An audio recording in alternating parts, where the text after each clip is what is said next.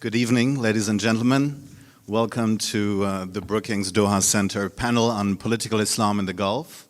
My name is Fathollah-Nejad. I'm a visiting fellow with the Brookings Doha Center. I'm very delighted to be the moderator of this evening's highly fascinating discussion on a topic that is not so often discussed about.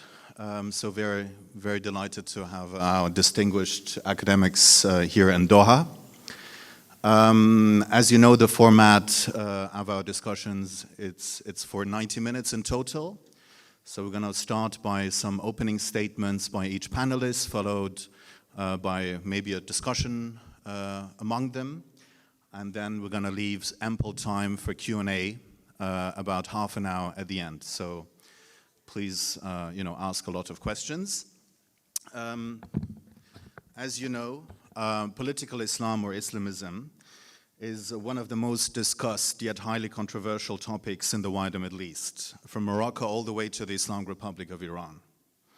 Islamism as a politico-ideological formation evokes highly contradictory reactions, ranging from claims of it being the single most reactionary force to the suggestion that the present and future of the Middle East cannot be imagined with this most authentic and indigenous of all political forces. After all, it's the so-called Muslim world. What is often forgotten, however, is that Islamism exists in the plural rather than in the singular. Its variants ranging from political conservatism, fundamentalism to extremism. However, what all Islamisms share is that they reserve a special place for religion in political, social, cultural, and sometimes even economic life. After the Arab Spring, there has been renewed interest in Islamism, with the groups associated with it being the best organized political force in its wake, as demonstrated by their electoral victories in Tunisia and Egypt. Innovative scholarly work has been produced not only about the continuity and change in its ideology, its generational divide, but also its politico-economic ideas, and by extension, its place between an authoritarian or democratic Middle Eastern future. However, when it comes to the Arab states of the Gulf region, a kind of exceptionalism has been reigning. After all, these oil-rich monarchies could afford the absence of elections or institutionalized competitive party politics due to their rentier state character. No taxation, no representation has served as a dominant paradigm to explain, or rather ignore, political life in the Gulf. So, have Islamist ideas and ideologies not penetrated the political and social life in oil-rich states of the Arabian Peninsula? Also, and more practically, with debates about the post-rentier state era, the end of the no taxation, no representation formula might be on the horizon. So what does the future hold? These are only two among many fascinating questions that can be raised in this wider topic. Tonight's discussion thus looks at one of the most neglected topics in Middle Eastern politics as well as studies, namely political Islam in the Gulf. We have the great pleasure to have with us tonight Dr. Courtney Freer, the author of the first English language book to trace the history of Muslim Brotherhood movements in the Gulf, which is considered the most definitive account of this subject to date. The book has been published this year by Oxford University Press and is entitled Rentier Islamism, the Influence of the Muslim Brotherhood and Gulf Monarchies. She will be joined tonight by two academics who have worked on the topic of Islamism in academia, Dr. Abdullah Al-Arian and Daniel Taverneau. So before I introduce each of the panelists or the latter mentioned, I will give the floor to Courtney Freer. Welcome, Courtney. She has been a former research assistant with the Brookings Doha Center between 2010 and 2012. She is currently a research officer of the Kuwait program of the London School of Economics Middle East Center and the author of this fascinating book. So Courtney, welcome back to Doha, and the floor is yours. Thank you. Thanks so much. It's great to be back in Doha and to be back at Brookings. It's even better to be back here and not responsible for the daily regional update, which I used to have to produce. So as I mentioned, I mean, the book really, or as Ali mentioned, the book addresses a topic that I think doesn't get discussed in a meaningful way that often, which is, of course, the role of political Islam in the Gulf, especially the study of the Muslim Brotherhood. So the book in general uses the study of the Muslim Brotherhood as a means to take on some of the major shortcomings of rentier state theory, namely the notion that no taxation, no representation summarizes political life aptly in places with hydrocarbon wealth. I wanted to show through the book that despite material disbursements, ideas and ideologies have power. In a sense, then, I hope to de-exceptionalize the Gulf by demonstrating that Islamist movements that have resonance elsewhere in the Middle East also are relevant here. I wanted to make a related point that the social and the political are very much linked in the Gulf, especially in states without parliamentary elections. And I think the link between the social and the political has often led policymakers to presume incorrectly that the Gulf lacks political life, when in fact political life may in fact just be less institutionalized than we may expect. And the Muslim Brotherhood as a social movement, often with explicitly political and social arms, has a unique ability to influence politics in the region here. In terms of which countries I covered in the book, I looked only at what I call super rentiers of Kuwait, Qatar, and the UAE. Those states that, according to rentier state theory, would be least likely to house independent movements of any type due to the fact that they provide most handsomely for their citizenry in terms of free healthcare, free education, oftentimes public sector jobs. Nonetheless, all three of these super wealthy states have housed Muslim Brotherhood affiliates. There are also states that are similar in terms of housing Sunni majorities as well as expatriate majorities, and have not been studied, I think, as extensively as perhaps neighboring Saudi Arabia. So I think just as rentier state theory falls short in describing the Gulf states, I think that the academic work on political Islam often neglects the Gulf more generally, with more focus on states like Egypt and Jordan. So I've been asked before about why I use the framework of rentier state theory, since pretty much everyone who studies the Gulf really dislikes it. Ultimately, though, I couldn't ignore it, since I think that the rentier characteristics of these states fundamentally shape how brotherhood movements work here.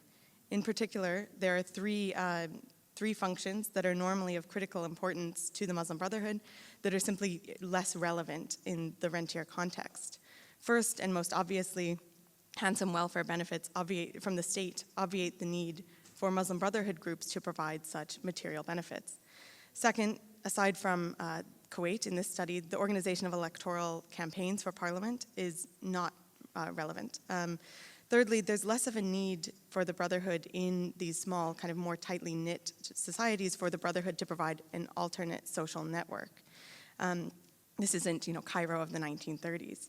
So because the Brotherhood doesn't have these kind of tangible responsibilities in terms of providing social welfare, it can be more flexible in structure in the Gulf states. And so the book basically traces what exactly these groups do absent those three main functions that we usually associate with Islamist movements.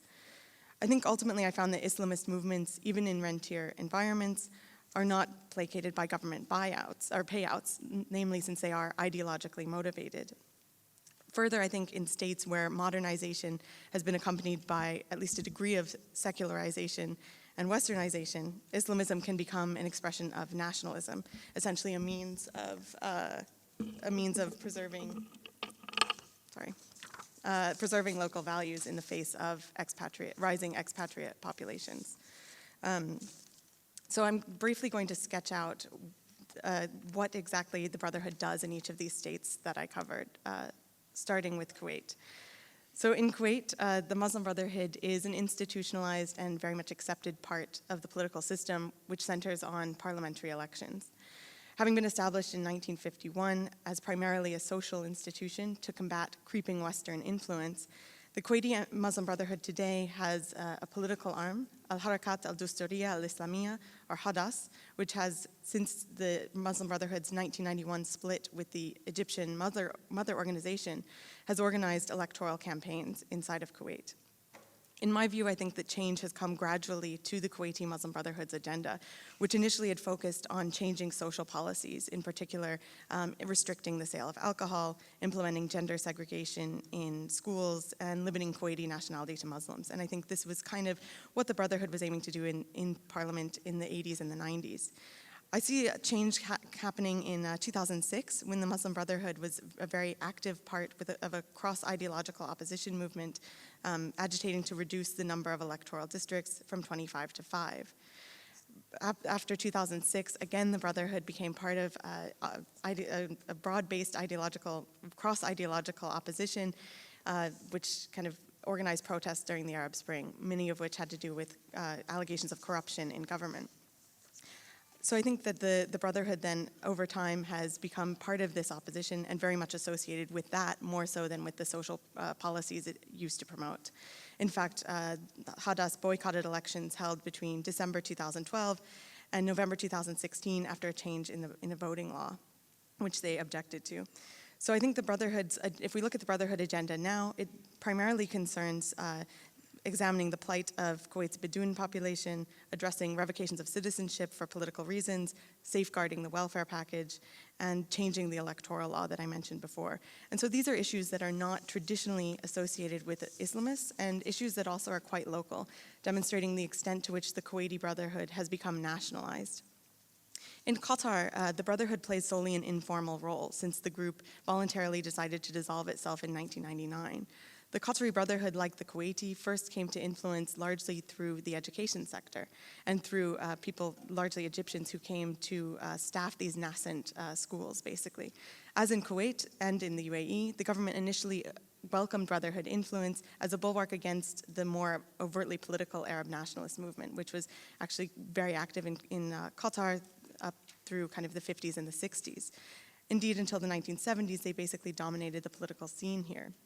At the same time, larger numbers of Qataris returned to the country after having studied abroad, especially in places like Egypt, with strong Muslim Brotherhood movements, and they hope to emulate this movement at home. In 1975, a formal Muslim Brotherhood movement was established in Qatar. In the words of its supreme guide, it was a collaboration, a simple thing. In fact, the founding statement, which was on a single sheet of paper, has been lost, which is a testament to just how informal the Qatari Brotherhood was, even at its start and even at its height.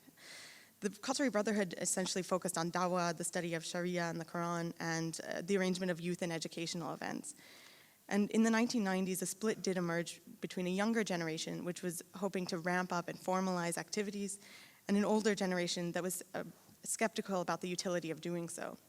This split led to an internal examination and discussion and resulted in a study that concluded that the Brotherhood had been frozen by dogma, lost direction, and essentially had failed to adapt. And essentially, the membership decided that the Brotherhood was of no benefit to Qatari society anymore. So the Brotherhood disbanded in 1999, or decided to disband in 1999, a process about which very little is known, but is said to have been completed in 2003.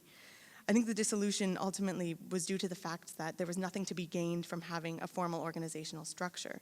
Indeed, the Qatari Brotherhood never had a political arm.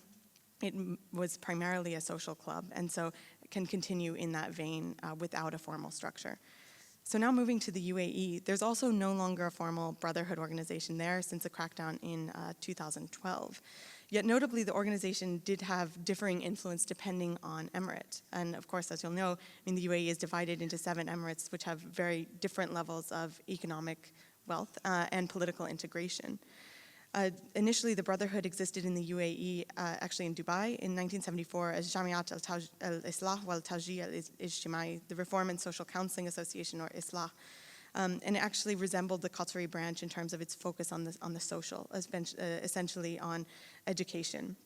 It differed structurally, as I mentioned, and was first established in Dubai, actually as only the second civil society organization to gain ministerial approval to form, and actually with funding from Dubai ruler Sheikh Rashid Al Maktoum, just demonstrating the extent to which it wasn't seen as politically threatening.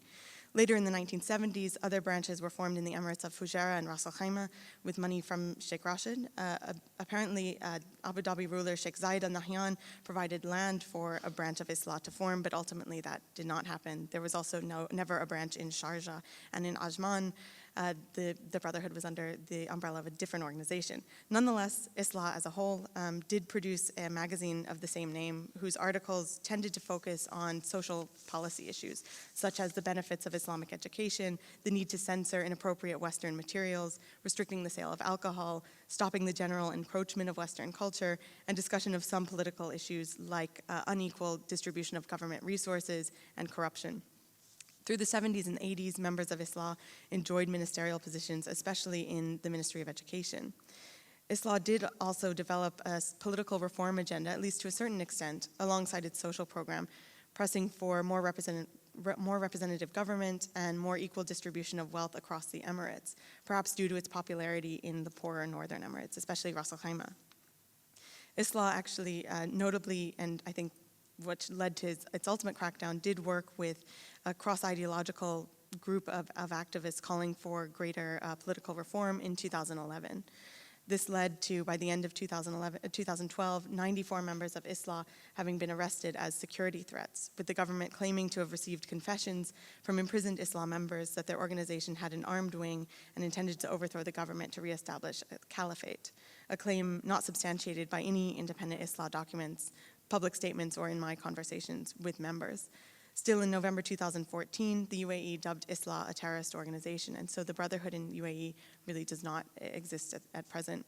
So just by way of concluding, I think the Brotherhood, as a group whose ideology dictates that Islam should be part of every aspect of life, exists in super rentiers in, of course, both the political and the social spheres, using the social to gain access to the political according to the political opportunity structures of states with less institutionalized political systems.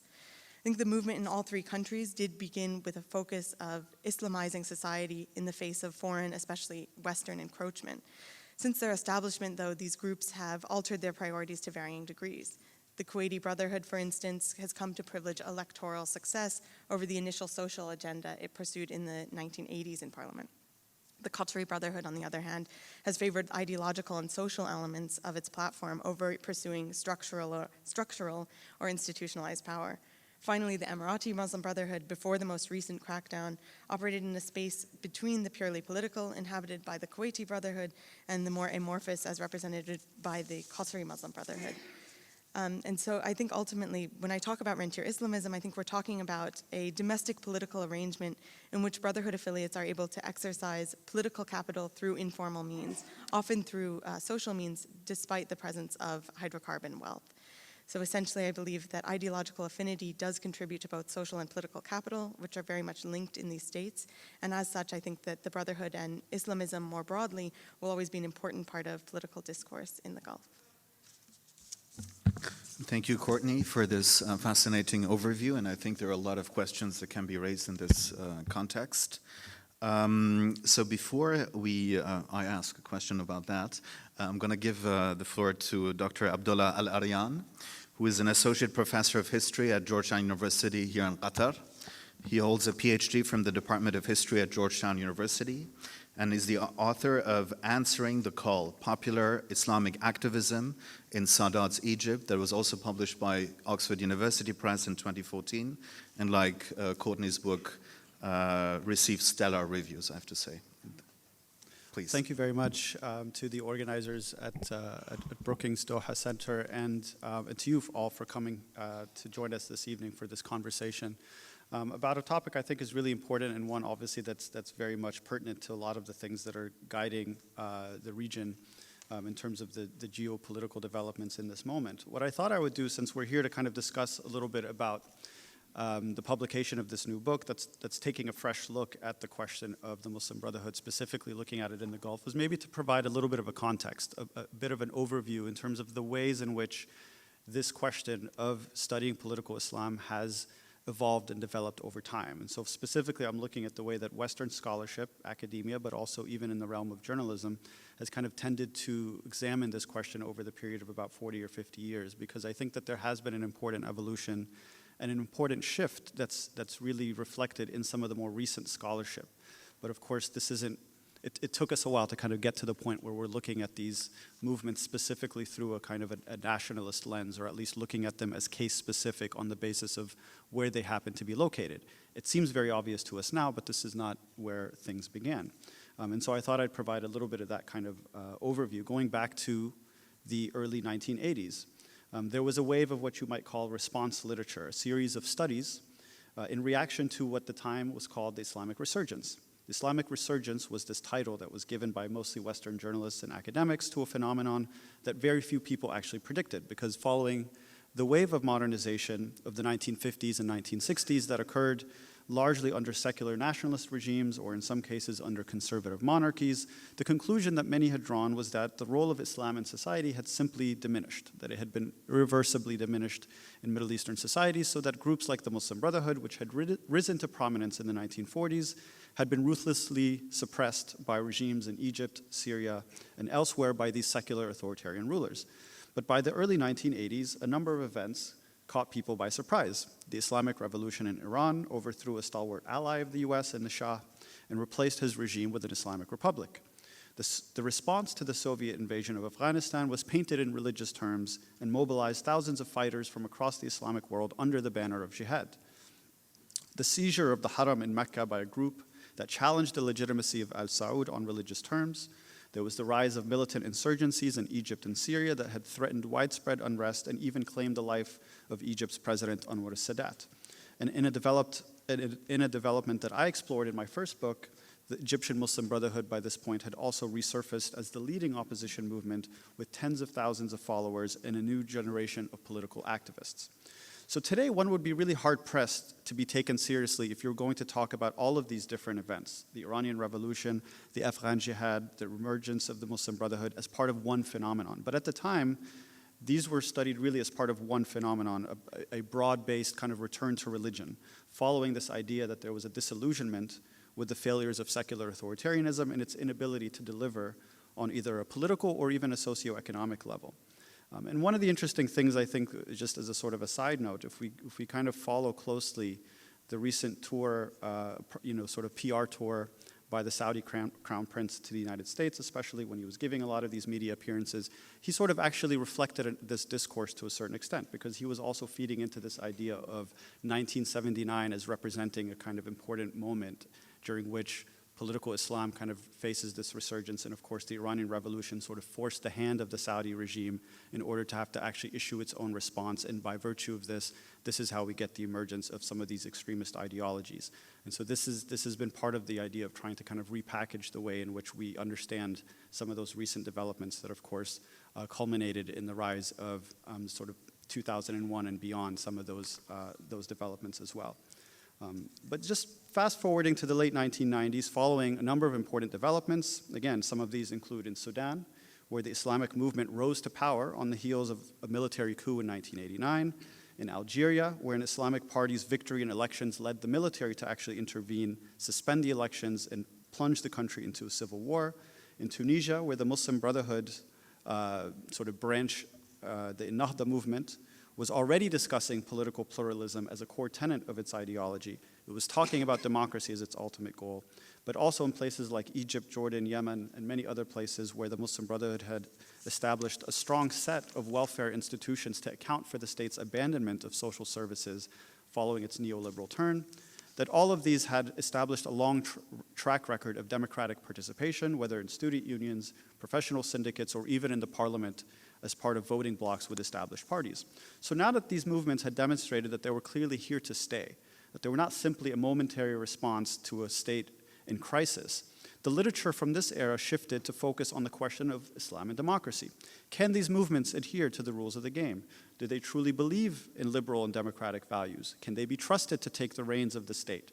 As you can imagine, the responses were quite varied, and at times they really depended on the political motivations and strategic interests of the people asking the questions. But in any case, the discourse still revolved around political Islam as a unit of analysis that did not take into account national context. And so in light of the cases that we're examining today, for example, it would be a bit out of sync to discuss the Muslim Brotherhood's commitment to democracy in places where no other actor is being held up to that same standard, and indeed where there exist virtually no avenues for their implementation, right? And so after 9/11 and the launch of the global war on terror, the attention yet again shifted, this time to an amorphous transnational militant movement led by Al-Qaeda, but which eventually expanded to include movements of national resistance, as they framed themselves with cases like Hezbollah and Hamas, but later in the Islamic State, Daesh, of course. So this period featured a view of political Islam increasingly through the lens of securitization and an evaluation purely on whether they pursued their aims through violent or nonviolent means. So even groups like the Muslim Brotherhood and its various regional branches that had long ago disavowed militant action were yet again scrutinized on the basis of their ideology and the idea that somehow it represents a gateway to militancy. So to be sure, the securitization literature was also confronted with another set of studies that offered far greater distinction between and among the various kinds of Islamic movements, but even while they offered a valuable typology and an enhanced methodology, lots of new research into the nuances of these movements, but they still rarely accounted for national difference. So by placing all Islamic movements along one continuum, holding them all up to an arbitrary set of standards needed to win Western approval, this mode of analysis was quite flawed, and as I'll argue, it actually really inhibited our ability to understand the role that they were to play in the era of the Arab uprisings. And so in their initial stages, the Arab uprisings were largely examined as a unitary phenomenon. So it was not surprising to see that the role of Islamist movements within them was also seen as a function of a unitary set of factors across all of these different contexts. There was even an alarmist prediction at the time that said that the outcome of the overthrow of authoritarian Arab rulers would be the rise of Muslim Brotherhood movements everywhere, which would eventually unite and establish an Arab caliphate that extended from Morocco to Yemen. Anyone, of course, who was following these events at the time clearly knew better. But in time, one saw that the behaviors and fates of these parties varied considerably, whether one looks at Tunisia, Libya, Egypt, Syria, Yemen, Bahrain, Jordan, Kuwait, and everywhere else. We see a completely different course of events and developments, both within and across these movements and in their societies. The conclusion, which may appear quite obvious in hindsight, but was elusive throughout the periods that preceded us, was that the Islamist movements of the Muslim Brotherhood variety cannot be understood except in their national context. Although they stem from a common ideological foundation that dates back nearly a century ago, the developments, particularly in the last half century, with the rise of Arab states, the consolidation of political power, the establishment of particular socioeconomic and cultural orders has played far more of a significant role in the evolution of these movements than we may have previously accounted for. This has necessitated a view of these groups within the landscape of national politics, economics, society, and culture, rather than as part of a transnational, regional, or religious, trend. What I aim to do in the book that I'm currently working on is to write Islamist movements back into their national histories. I'm examining 6 different brotherhood movements from the perspective that they're ultimately operating within the bounds of the modern nation state, and that their ideological development, their social activist mission, and their modes of mobilization and political participation exist within the framework of the nation. And so the studies such as the one that we're looking at today with Rentier Islamism are offering valuable contributions in this regard in a number of significant ways. And here I'll just highlight a few of the findings that I think are the most salient for our purposes, at least coming out of Courtney Freer's new book. The first, I think, is in offering an important distinction between the Gulf context and the rest of the Arab region. The structural differences have yielded a set of movements that exhibit fundamental differences from their counterparts elsewhere, and this even includes other monarchies, because we tend to also see a lot of analysis that says that the Muslim Brotherhood in a monarchical situation is very different than in states that are non-monarchies in some of these republics. But I would say that even if we look at places like Morocco and Jordan, they obviously tend to be very different than what we've seen in the super Rentier context that this book discusses so well. And the book does this specifically by centering this category of Rentier state, but also challenging the many assumptions that come with that body of literature, including, for example, that citizens on the receiving end of state benefits are less likely to organize politically around a sort of religious program.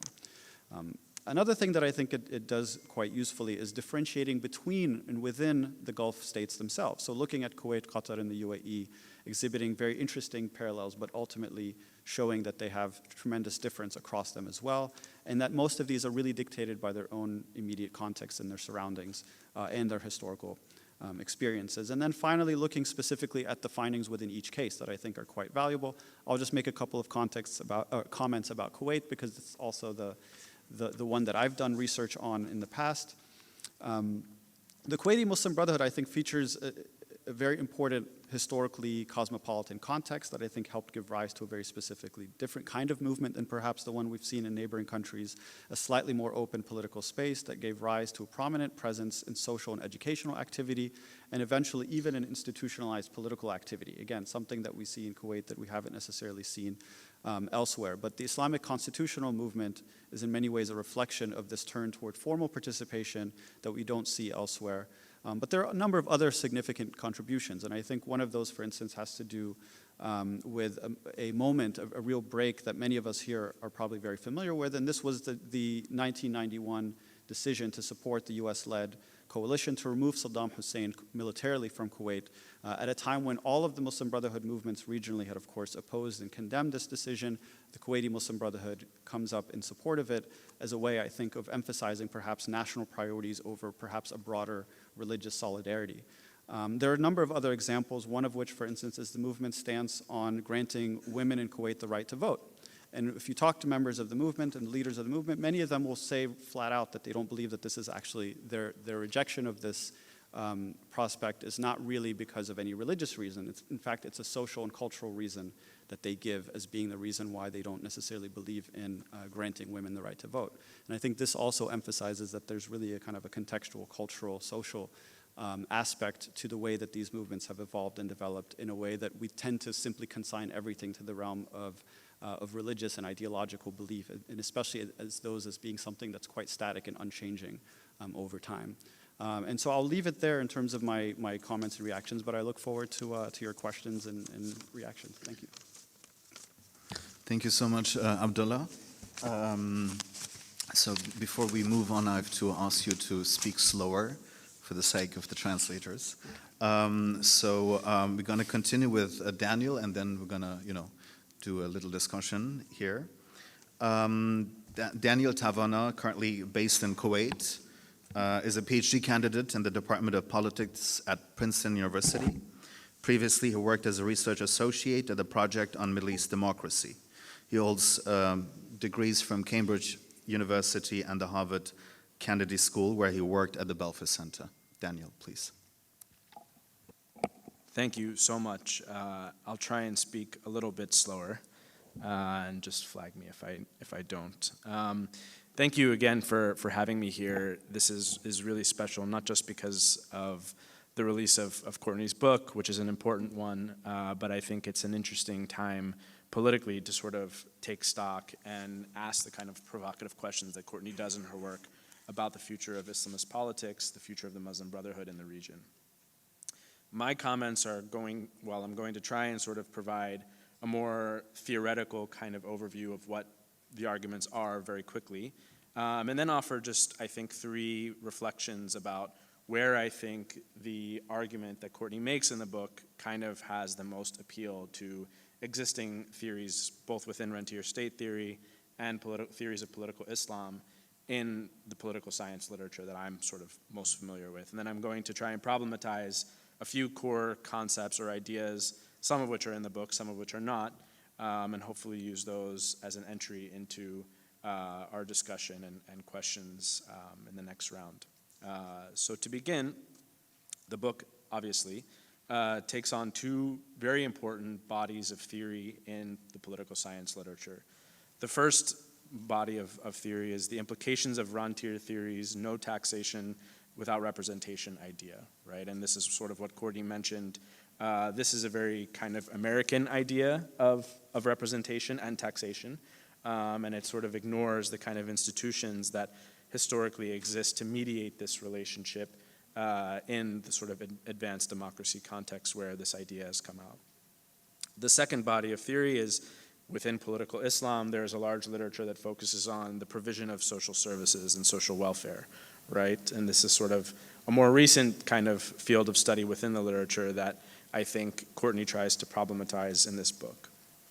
And so Rentier theory tells us in brief that states allocate material resources in exchange for patrimonial allegiance, bribes, contracts, and so on. And so in cases where there are economic rents, social policy is basically a bribe. Rents create a perverse but stable authoritarian bargain, or so the kind of conventional wisdom goes. Theories of political Islam in the social sciences tell us that the organizational and informational advantages that groups possess, Islamist groups possess, position these groups well to compete for voters or popular support or whatever, because these voters are they're not poor enough to benefit from government handouts, which they do, and they're not rich enough to benefit from corruption, right? In this case, it's mostly middle-class voters, and this is sort of, for those of you who are familiar, the work of Tariq Masood and Stephen Brooke, who kind of outline this appeal. And what Courtney is telling us in this book is that actually there are many cases which exist in the world today which are kind of puzzling for both of these theories, right? They're puzzling because, contra Rentier theory, you would think that there shouldn't be any form of political opposition, or there shouldn't be any form of popular alternative to the state's control over social welfare. If existing theories of political Islam tell us that Islamist success is a product of these informational and organizational resources that are given out through social services, then why do they exist in the Gulf, right? And they do. And so, in a way, Courtney's critiquing both Rentier theory and theories of political Islam by offering a new idea, which is that, which is quite bold, that ideas matter, and that actually ideology plays a very important role in the ability of these groups to attract followers, success, in the case of Kuwait, electoral success, and so on. And so I think we shouldn't overlook the kind of boldness of that claim and the ability of the cases that are in this book to kind of speak to very serious flaws in the literature, relationships and concepts or ideas that have been ignored. So the three reflections I'm going to kind of focus on now are sort of first looking at the role that time plays in Courtney's argument. This is a very sophisticated historical work. For those of you who haven't read the book, each chapter sort of details each of these three country cases in great detail. And so I want to take a look at a lot of the change, not just between the cases, but over time. And then second, what I'm going to do is problematize, I think, this idea of ideology and what it means, and what it means to be opposition in a place like Kuwait, where I'm most familiar with, but also the UAE and Qatar. So first, what I'll say about time. Social scientists like to rely on variation to make causal inferences about particular cases or about sort of larger social relationships more generally. And in the case of this book, these cases are very rich because you see a lot of variation over time, not just in the sort of like current day outcomes that we see in Qatar, in the Emirates, and in Kuwait. The Kuwait Muslim Brotherhood obviously being very much a part of society. They've had ministries, they've been participants in electoral politics for over 30 years, whereas in Qatar and UAE, the situation is much different. And I think you do see these differences over time as well. So one of the things in reading Courtney's book and in thinking about the role of the Brotherhood and Islamists in general in the Gulf is, how can we make sense of these changes over time in light of the argument that ideology really matters, right? And so in many ways, understanding the Muslim Brotherhood as solely an opposition party is, I think, needs to be sort of clarified and needs to be rethought. And it's not something I think those of us outside, and those who are outside academia always do, but Courtney does it very nicely in this book. And again, in Kuwait, I'll try and draw on a couple examples in places, for those of you who are familiar with Kuwait, in places like Fayha Nuzha, the Muslim Brotherhood always participated electorally and was always sort of running against liberal nationalists who for most of the 80s and 90s were not favored by the government, were not favored by the ruling family. The Islamists, of course, were in that period and in that district very much supported by the government. And this sort of comes out in Courtney's book at times as well. In other cases, the Brotherhood actually does operate as an opposition group.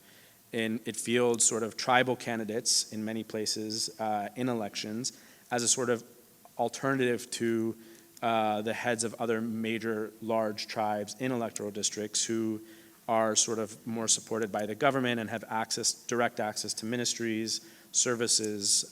These are called service MPs in the Kuwaiti context, and so on. And so understanding these differences, I think, is important. And again, this is sort of in the book is discussed at times, but is the Muslim Brotherhood, can we understand the Muslim Brotherhood only as an opposition group in Kuwait?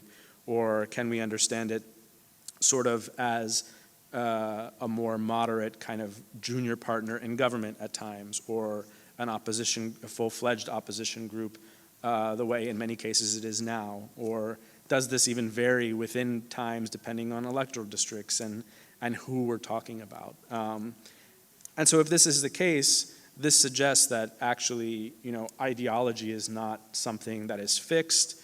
It's not monolithic. It can change, and there's a lot of variation both within movements and across the same movements over time. And so, reading this book and looking at this rich kind of history and the evolution of the Brotherhood, particularly in Kuwait, got me thinking about how we can understand ideology in a context where things change and things are fluid, and who you think might be opposition one day is not the next day, or even in the moment where you think it actually is.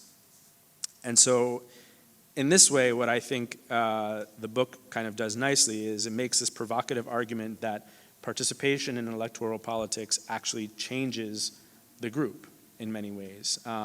Courtney doesn't say this directly, but I think that kind of this kind of evolution of the Muslim Brotherhood needs to be something that is taken a little bit more seriously, particularly in this literature.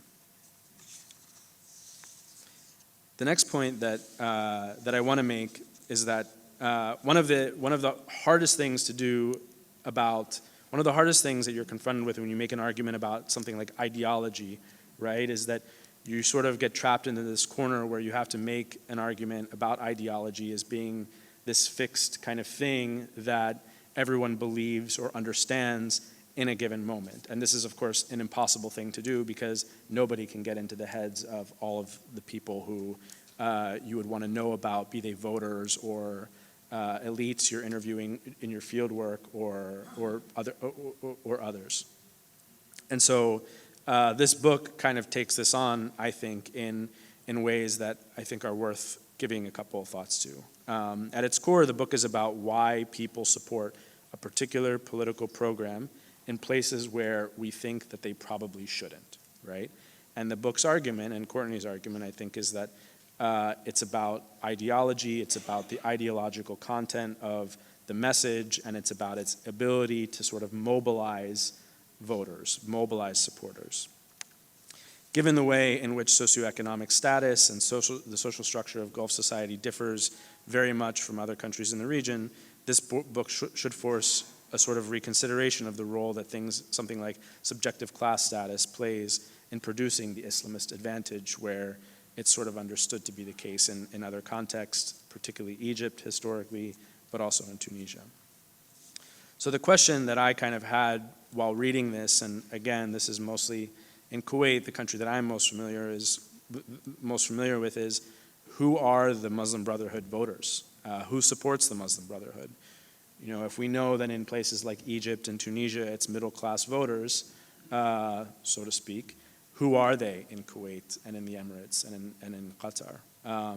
If we have no need for social services in these cases, we can say, sure, that its ideology is important, but people actually have to support that ideology, and that support is demonstrated in one way or the other.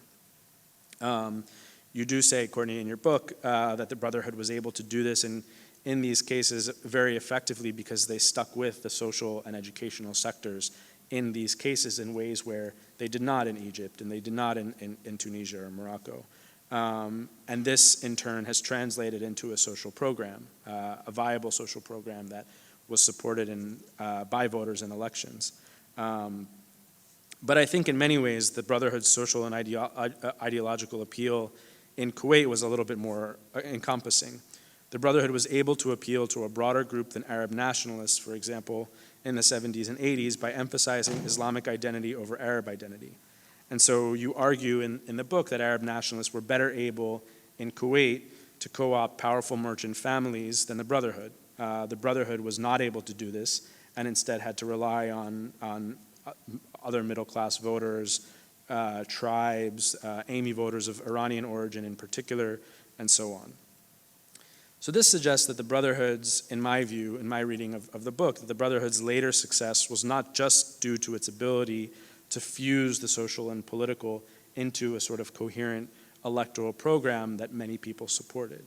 It suggests that the Brotherhood's success, or as we can understand it, is actually a product of organizational discipline, strategy, building coalitions with voters who were previously demobilized, like tribes, voters of citizens of Iranian origin in Kuwait, and so on.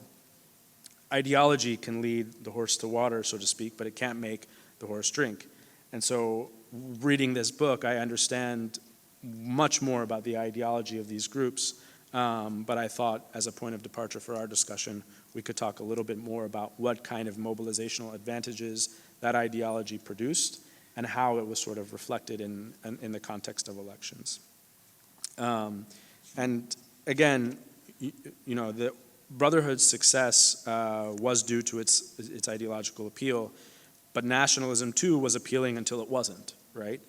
It was the product of, in my view, not just an ideological discipline and a coherent social program that citizens could support, but it was also a product of good strategy, coalition building, and the ability of the Brotherhood to be flexible and work together when other groups could not, right?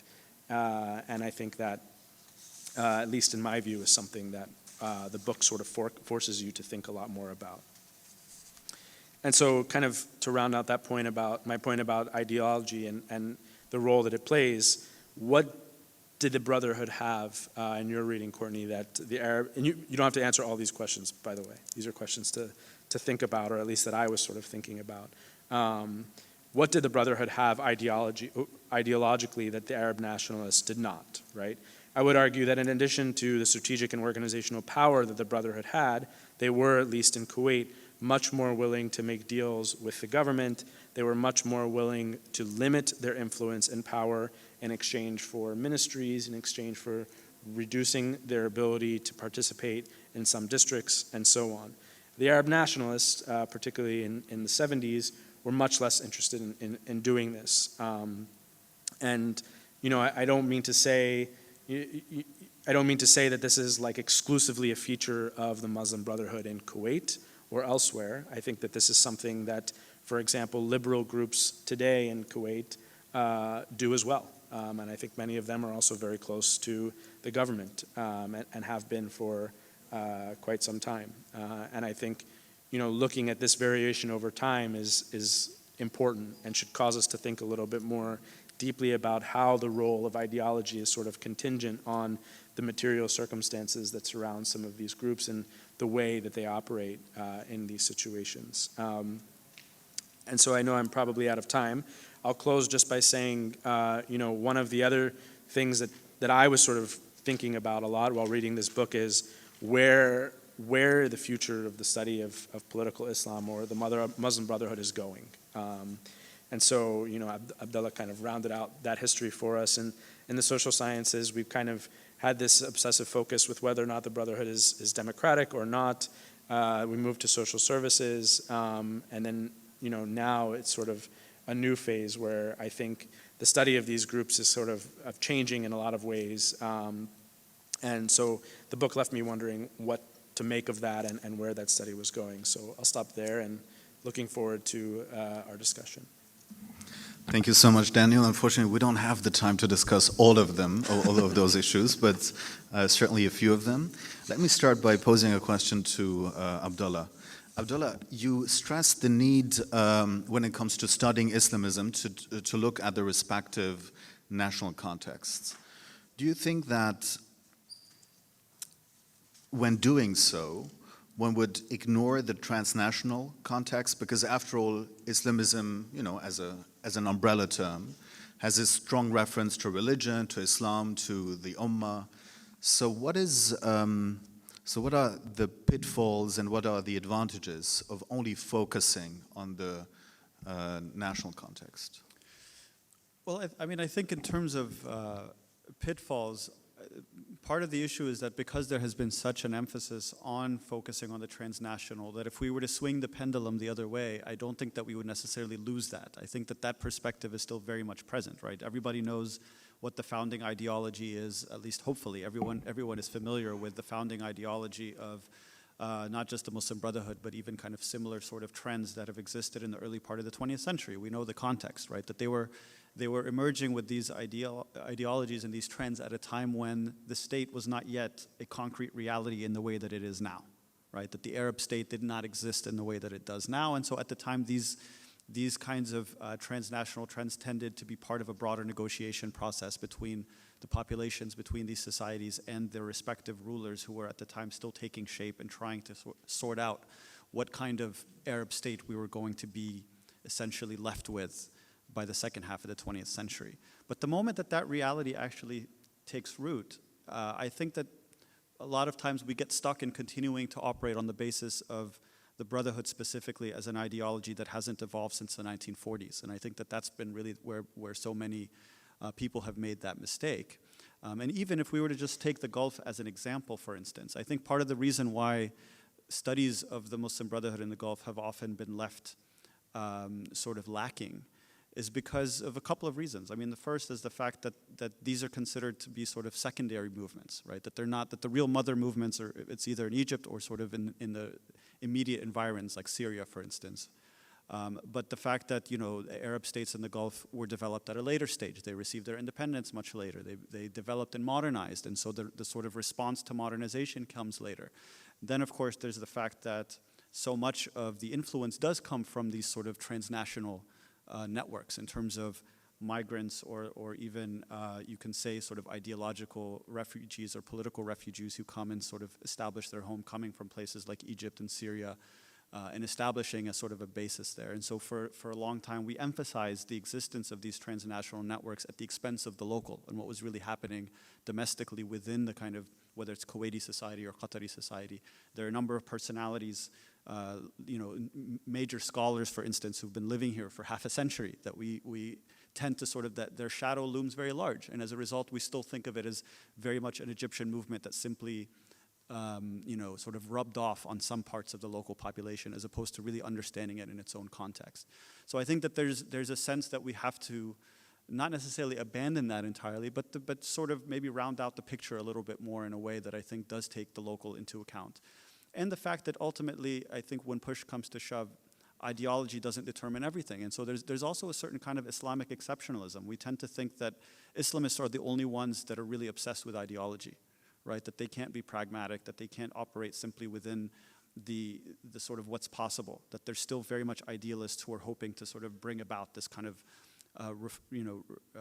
revived Islamic order that takes us back to, whether it's the 19th century or the 7th century or whatever period you want to go back to. But in fact, that's not really how they've operated, and we've seen that especially on their behavior. So the other thing I would suggest is to think about them more in terms of their actual behavior as opposed to simply their slogans and sort of some of these kind of romanticized references that we see being usually emphasized at the expense of what they're actually doing. When we look at what they're actually doing, it tends to be very much rooted in the local, rooted in the national. Thank you so much. It brings me to the question that I wanted to ask Courtney and also Daniel.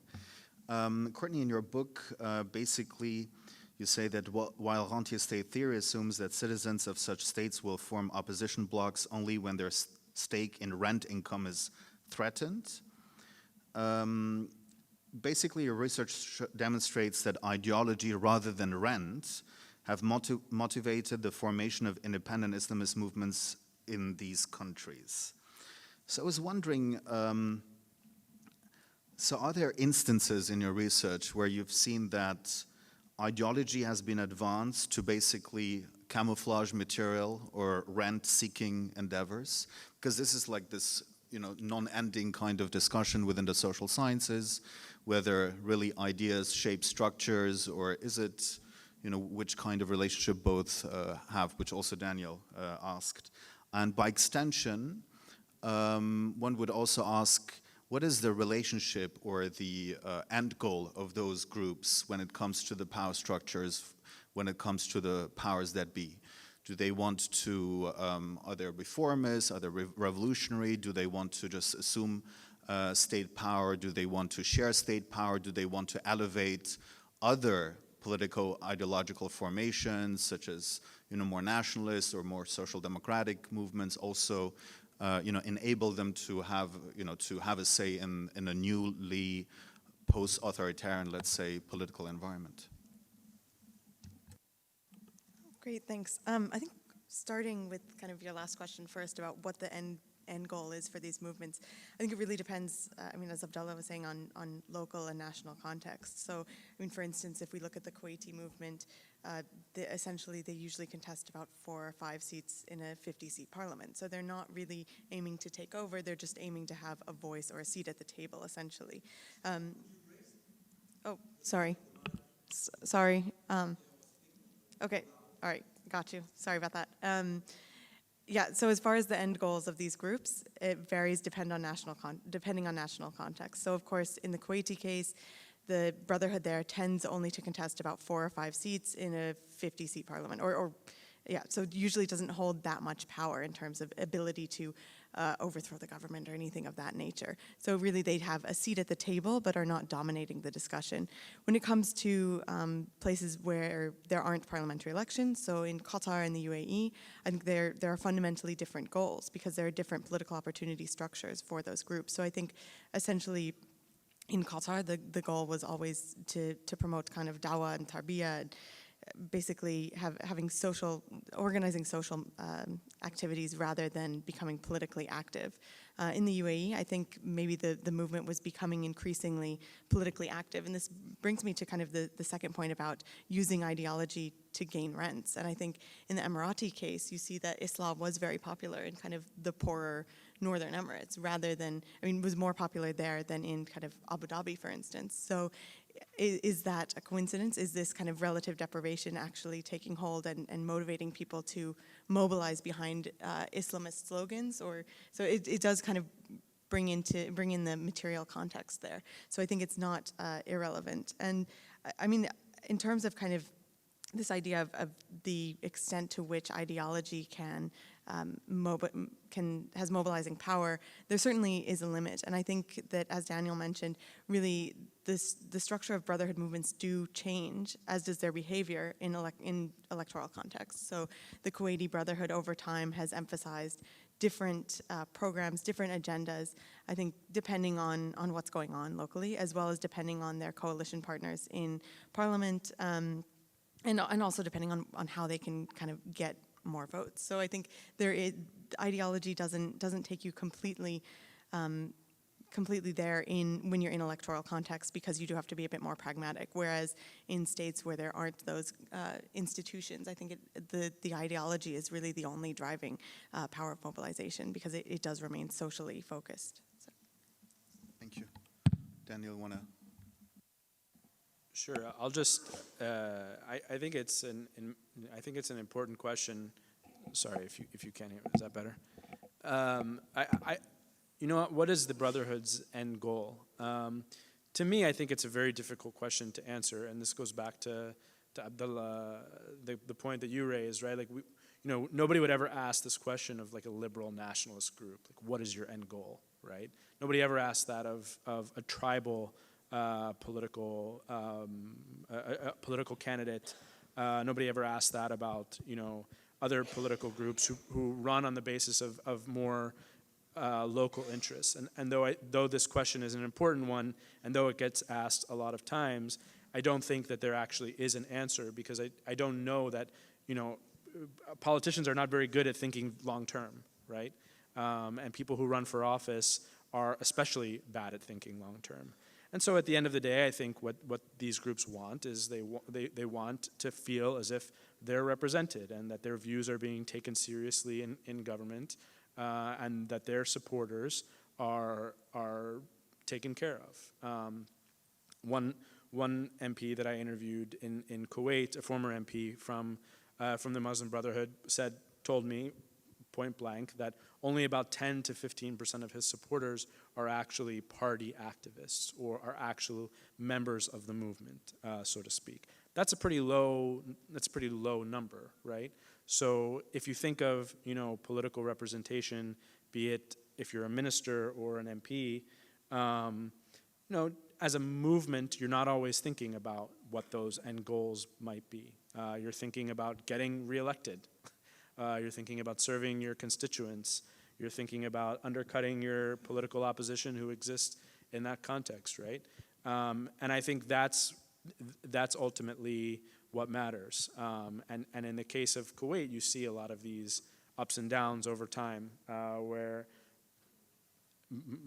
MPs will join the government if they're from the Muslim Brotherhood, and then they'll actually pay a price electorally. They'll lose if they do something that people don't like, or if they do something that the movement is opposed to, then there will be, some sort of decision that needs to be made.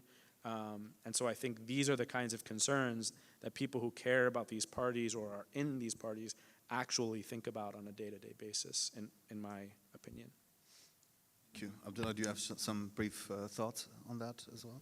I wouldn't really add too much, I think, as far as this question. We can. All right, so now we can go to the audience. So we should have a mic. Where's the mic?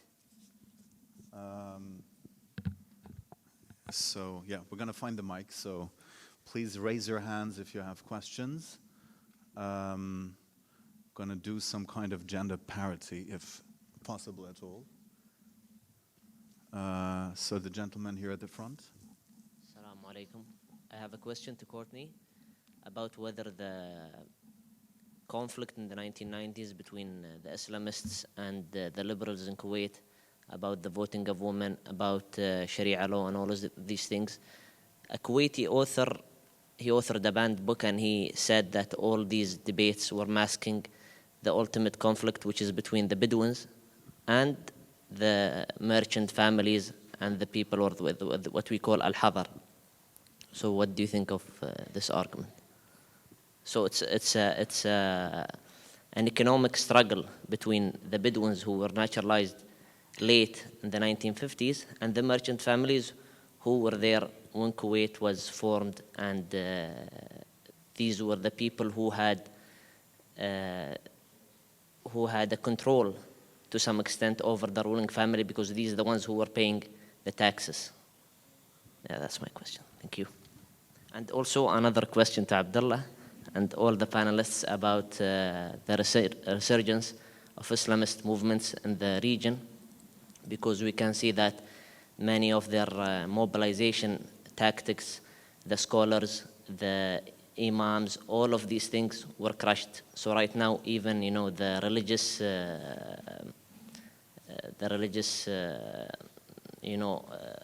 and the mosques, when you use the religion to mobilize your voters, all of these things are crushed right now in the region. So where do you think would there be a resurgence in the future? Thank you. Thank you so much. Okay, so the gentleman over there, please.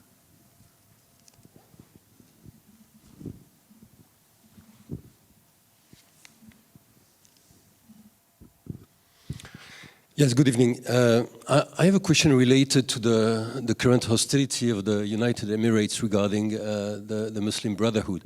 I would like to hear from the panelists how they explain this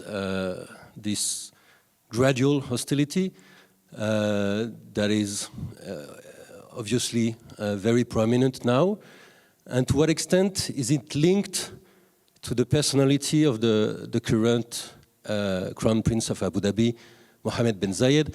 I mean, it has been written, I don't know to what extent it's true or not, but I read that, I mean, somehow he had a professor in his youth that was, I mean, related to the Ikhwan. I don't know to what extent it's true, but, I mean, to what extent there is a personal component to this current hostility.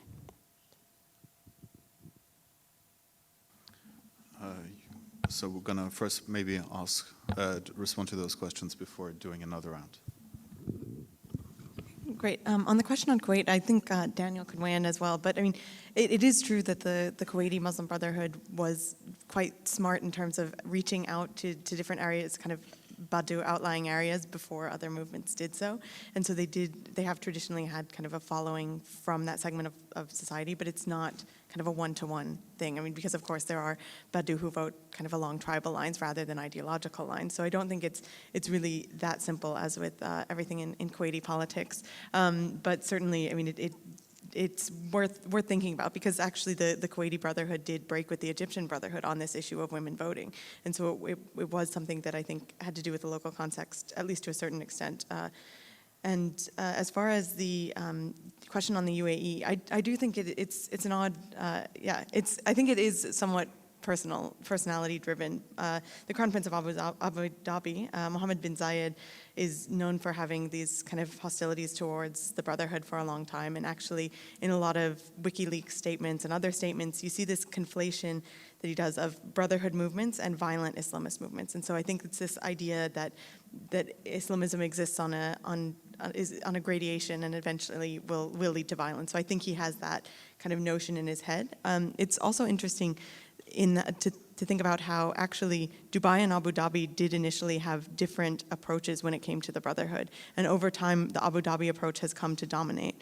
In Dubai, there was more of a tendency to try to speak with members of Islam and maybe talk them out of being active in the movement, whereas in Abu Dhabi, the tendency was more towards kind of imprisonment and not engaging at all with members. And so I think this Abu Dhabi approach of just kind of cutting out the movement from the start before it kind of becomes violent, it was pushed forward, and I think specifically by Mohammed bin Zayed, and I'm not sure why that is, whether he had this experience with a teacher who was linked to Islam or not. But it is certainly true that in the UAE up until kind of the mid to late 80s, the education sector had a lot of members of Islam, and I know he's talked a lot about the dangers of having the education sector essentially run by Islamists. So.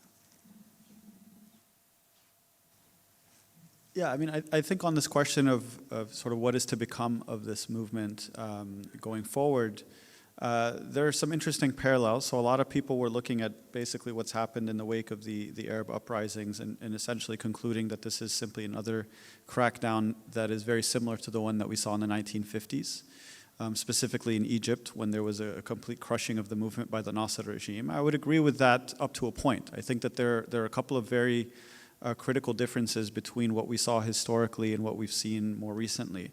Those differences, first, I think, is the fact that the Nasser regime, of course, went after the Brotherhood in terms of destroying it structurally and organizationally within Egypt, but did not really pursue them regionally or internationally in the same way that we're seeing now. So I think what we've seen from this Egyptian regime is very much a concerted effort to try and root out even havens for the movement beyond its own borders.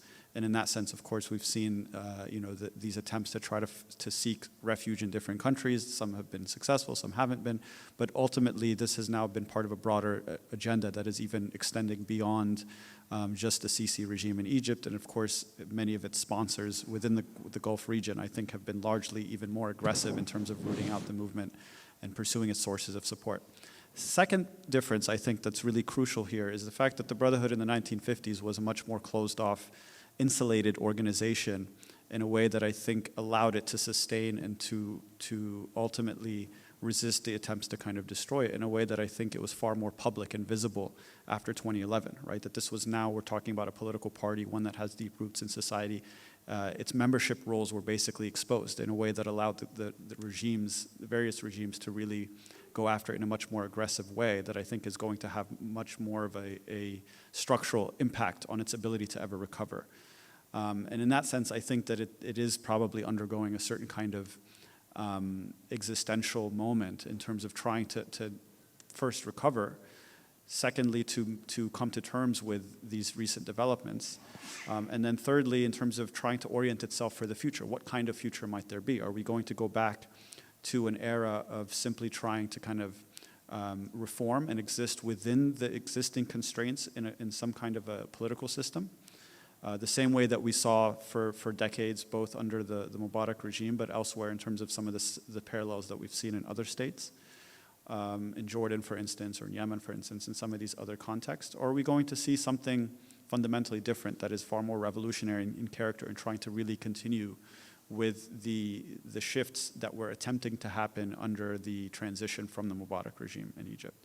And again, I realize I'm focusing a lot more on Egypt, but I think that that's sort of where the question is coming from, considering that that's the movement that's really been the most affected, and the one that has had tremendous kind of impact in terms of the way that other movements have.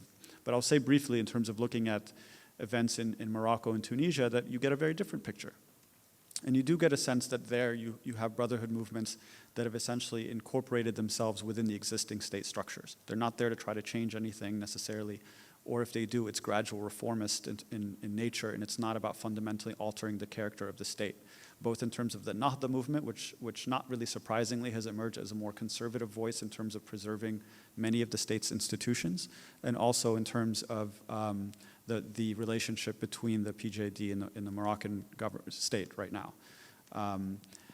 But then you also have other examples. I mean, I think Bahrain, for instance, poses a real dilemma, because on the one hand, the party there exists in many ways as a bulwark against the Shia majority, and at the same time, Bahrain officially has been enlisted as part of this regional campaign against the Brotherhood. So what do you do about your local branch, and at the same time, regionally, you're very much on board with declaring it a terrorist organization and rooting it out and so on and so forth.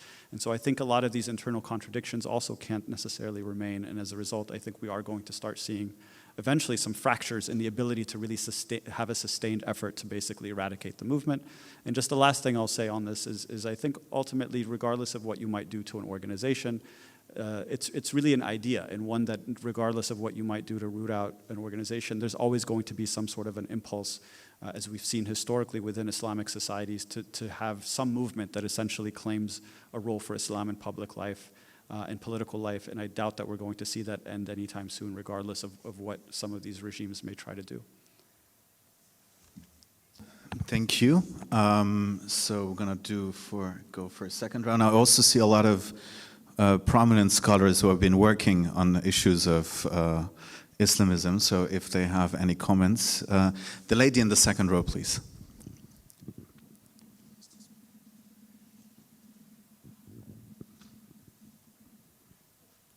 Hi. First of all, thank you so much for the highly interesting and very topical discussion. And my question is to Ms. Freer, and that is, how can we compare the Salafis within the Kuwaiti parliament and their trajectory with that of the Muslim Brotherhood, and eventually and ultimately, which group came out to be more influential or successful?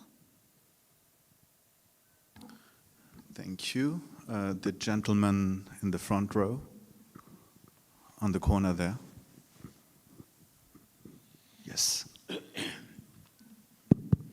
Many thanks for panelists for their presentations, which didn't convince me. Because there is no political Islam.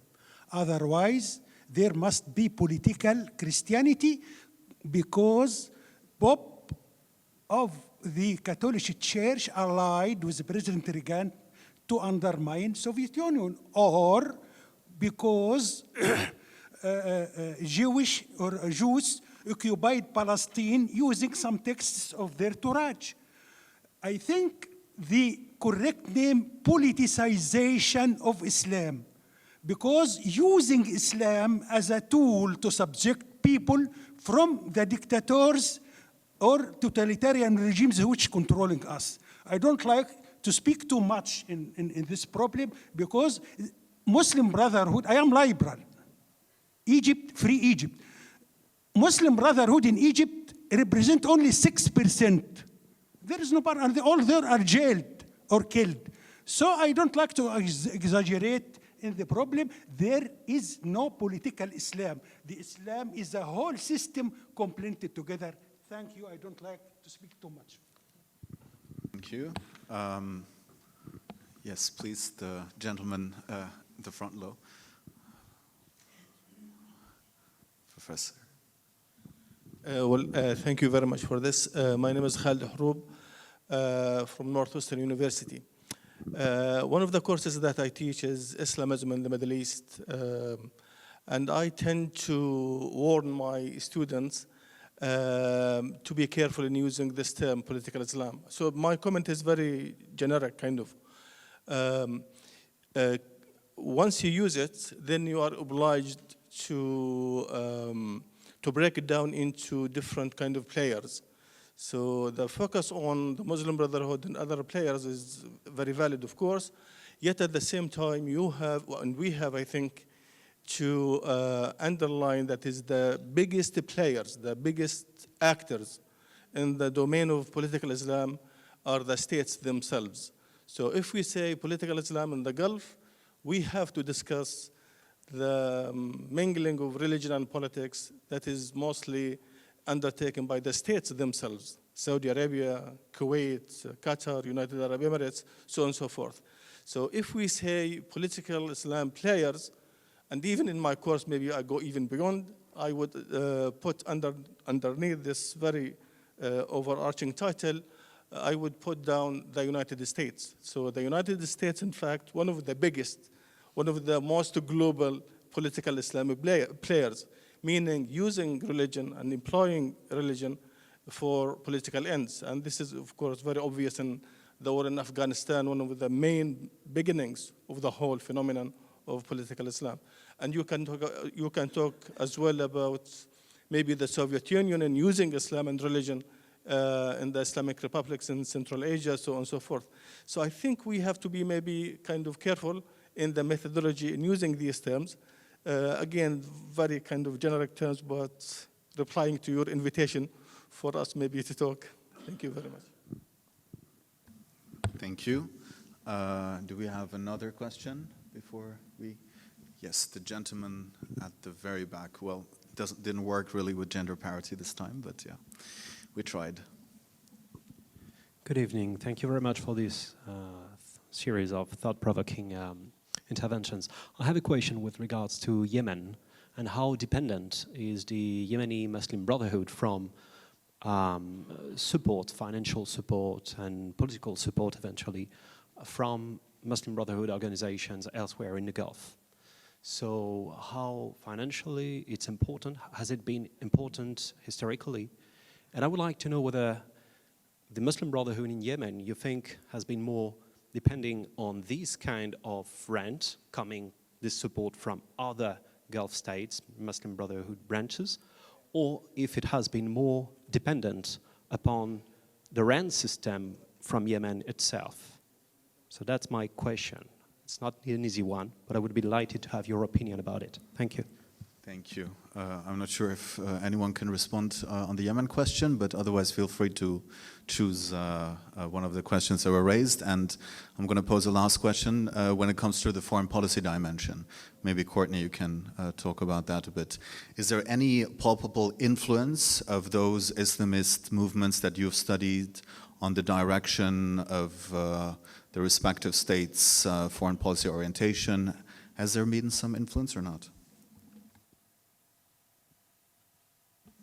Okay, thanks. So I'll start with the question about Salafis in Kuwait. I think right now there's really a segmentation of the Salafi sphere in Kuwait. We saw in the last election that really only independents got in. So I think the blocs don't have the party discipline that the Muslim Brotherhood has. So there are, I think, 4 Salafi blocs, and they've gotten progressively more and more politicized, kind of going away from traditional quietist Salafism towards kind of becoming, I guess, more ikhwanized, for lack of a better term.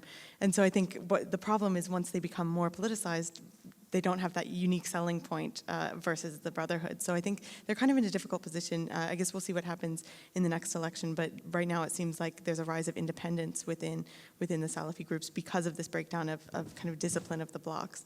As far as the other questions and comments, yeah, very useful. As someone from the Bible Belt, I would say that there is such thing as political Christianity, but as well, but that's for another time. And on Yemen, I am really not sure, but I would assume they're getting rents more from outside than inside. I think Stacy Philbrick-Yadav has done some excellent work on Islah in Yemen, so that would be where I would point you. Thank you, Courtney. Abdullah or Daniel, or you can.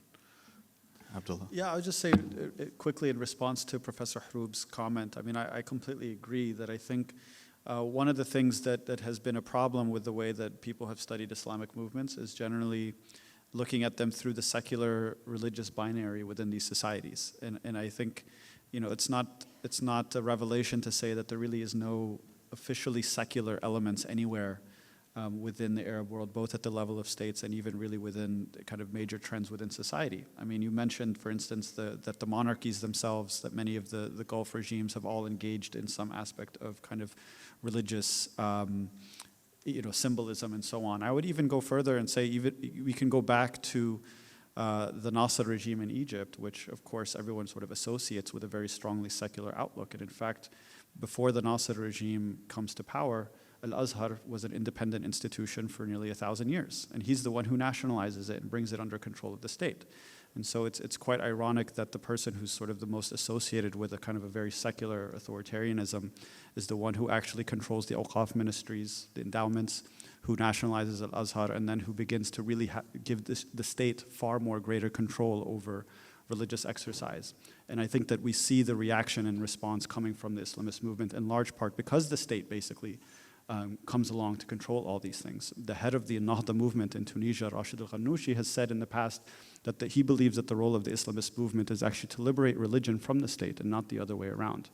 And so the idea being that the state eventually has taken on so many responsibilities, especially with regard to regulating religious life, observance, institutions, practices, that in fact that this has actually given Islamist movements a reason to actually become more politically involved because the role of the state has become so salient. So in that sense, I do think that all of the debates that we've seen in terms of, this is a secular versus religious sort of binary that's really governing and guiding the Arab world, of course, doesn't really have much basis in reality given what we've seen in terms of practice.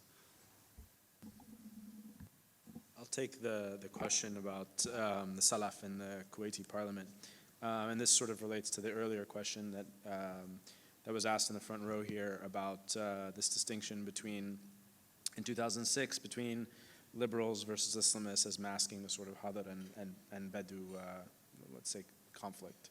I think that there's this tendency, I think, in analyzing Kuwaiti politics, especially Kuwaiti elections after they happen, and they happen a lot, to sort of say, well, an election just happened. We had 20 tribes win, 20 tribal candidates win, 5 Shia win, 4 Salaf win, 3 Brotherhood win, and so on.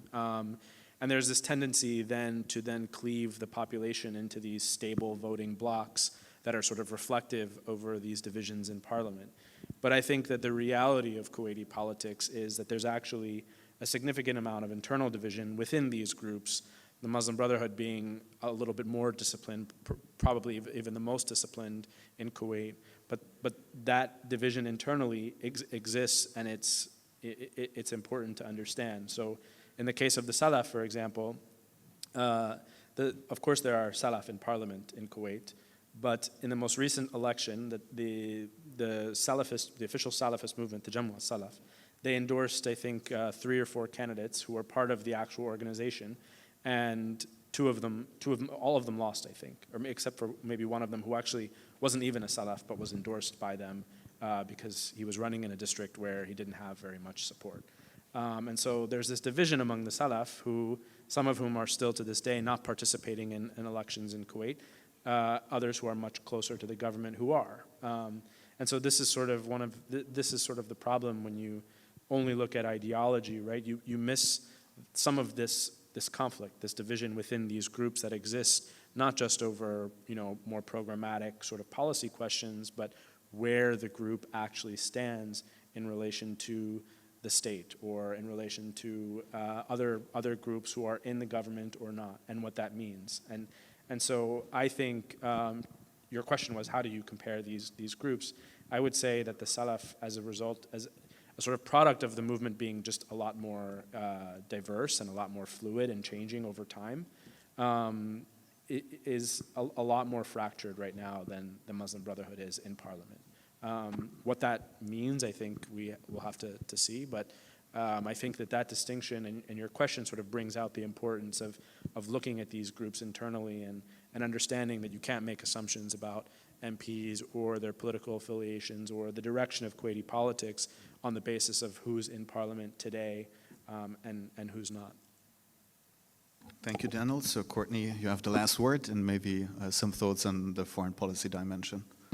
Thanks. I thought you were going to let me off on that question. But yeah, as far as the foreign policy, the influence of kind of Islamist movements on foreign policy or Islamist ideology, I don't really see this as being a major player in the Gulf. I guess in the past, this kind of idea has been lodged specifically at Saudi Arabia, especially during kind of the war in Afghanistan. And I guess more recently with the blockade of Qatar has been lodged at Qatar. But I don't see kind of any ideologically driven decisions. I think they were largely pragmatic and also, I mean, I think to a certain extent also to differentiate Qatari foreign policy from Saudi foreign policy by backing groups that were different from the groups that Saudi Arabia was backing. Also, the groups that were backed during the Arab Spring by Qatar, at least to a certain, to the extent that they were. So for instance, in Egypt, I mean, that was a democratically elected government, and so there was an argument for supporting those groups beyond ideology. So I would say that it's far more pragmatic than ideology-based. But thank you so much, and I apologize for speaking very quickly to the translators. I'm sorry about that. Thank you so much. Thank you so much for attending tonight's discussion. Of course, as you've seen, it's such a huge and wide-ranging and very complex subject. So hopefully we could just offer a few insights into a few avenues. But you're more than welcome to read the publications of our panelists. Thank you, Daniel. Thank you, Abdullah. Thank you, Courtney. And thank you, and have a good night. Bye.